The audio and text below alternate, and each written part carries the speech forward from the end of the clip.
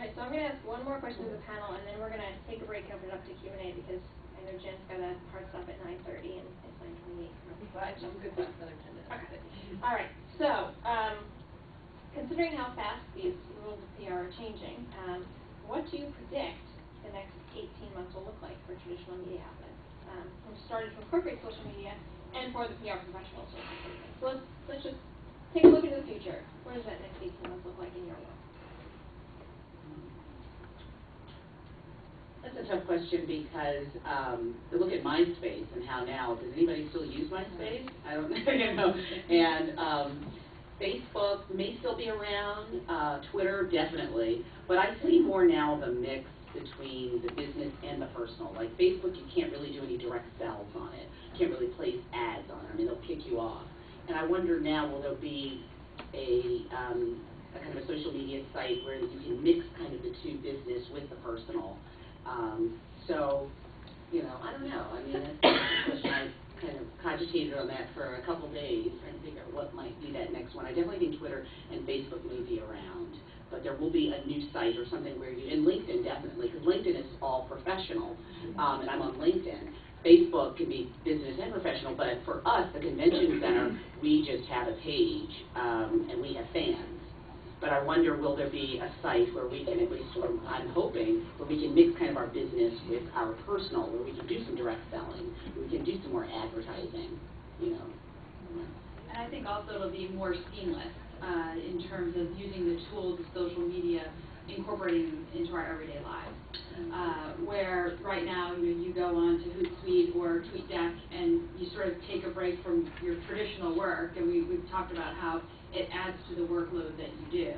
I think it'll be more enveloped into what we do every day, whereas maybe when you're sending out a pitch, there'll be something to incorporate the social media in instead of having to launch a new web link to do that. I think it'll just become more natural as a part of what we do in our everyday lives, as opposed to, okay, now I've got to switch gears and do social media, and now I've got to switch gears and go back to writing. I think they're going to be more intertwined. There are a couple areas that I think there's going to be some really interesting developments in. One that you could start using right now is called Ustream.tv. And basically, I think going from the YouTube focus, which is after the fact, and you want people to view, what about live? Like, what are you doing that's live? Like, I can take my iPhone right now, go out to a constituent meeting with the council member and tweet and tell everybody, join us on Ustream at this address with a little bit.ly address, and say, tune in to our constituent service meeting, and everybody in the entire city can join through that live. I think that's definitely one area where we're going to try and push the envelope. And then two, I think just in software.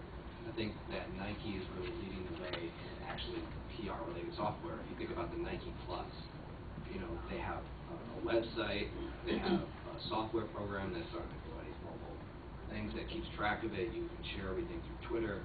And so, you know, taking the programming side with software and engineers and actually turning them into PR professionals and combining those with their strategy, I think are really cool things.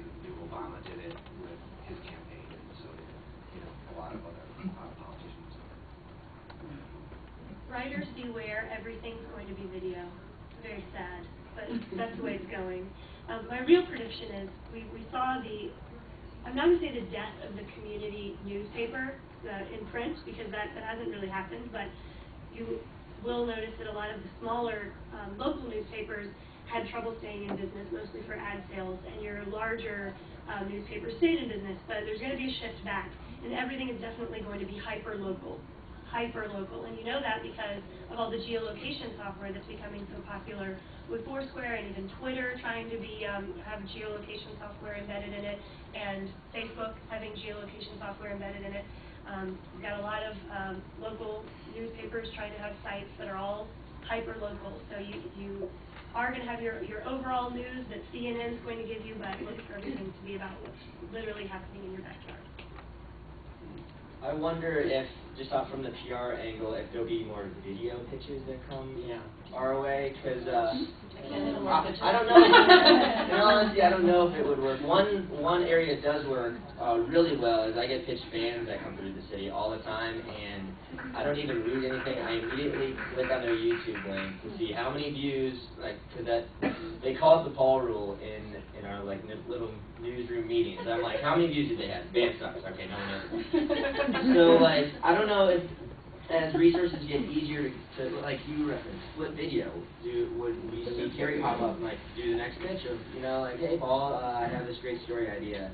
I don't know if that would be more successful or more annoying. I don't know what would you say. No, not for you. I'm just saying because sometimes the video really enhances. It makes it easier, and like, you know, you can flip through a lot easier, and you can get the message clearer and quicker. Maybe I don't know. I haven't seen someone. I've seen pitches, and then there'll be like supplemental information on video, but I haven't had someone pitch me a video. But I wonder if that would be something that might be effective. I don't know. I mean, there's tons of research on online video and where that's going, and I've never been. I always felt a little bit like a hypocrite because I'm supposed to believe in this, but I just don't. I don't watch a lot of online video. Like, you know, I will totally watch the occasional funny thing that someone sends around, but as a general rule, I don't tune into it. But what I would say, and what this may change too, and there's the iPad right there, mobile is going to, I mean, they've been predicting this forever, but we're at a point now, like, we just got an iPad, and this is like the first like technological plunge that's taken in a long time. And I will tell you, in a strange way, it has kind of changed our lives a little bit. I know that sounds like Apple geekery, but it's and we're not even Apple people, like in my family, but it's like we have a PC, but it's really having those concise programs and having that as kind of like our nightly sit there, flip through your email, flip through whatever website you want to look at. It's a different experience. And that whole mobile device, I mean, somebody actually did this at a panel a few weeks ago, who's obviously a very big mobile proponent, but was like, okay, who here has a laptop? I see like one, maybe two out there. Who here has a cell phone with them? And the whole room went like this. And gradually those two things are going to become one. They're getting there faster every day. So the more we can adapt as content providers to the mobile world, which is something we're traditionally kind of slow at, I think will be helpful. Yeah. Absolutely. I was just on a panel, or at a panel rather, a couple months ago, and the questions were taken by Twitter, by phone, you know, and texting. And it was like, I think that's definitely the wave of the future. And as Jen said, you definitely have to adapt to it. But all the questions, none of them were taken, you know, you raise your hand, it was just tweet your question or text your question, and there it was on the screen. We did try video pitching. Did you really? It wasn't very Did you have a effective. council member? It wasn't effective at getting through to the media. But I will say, when you're thinking about doing it, it's still a good thing to try, but it should always have a dual purpose. That's why you need to have your own audience.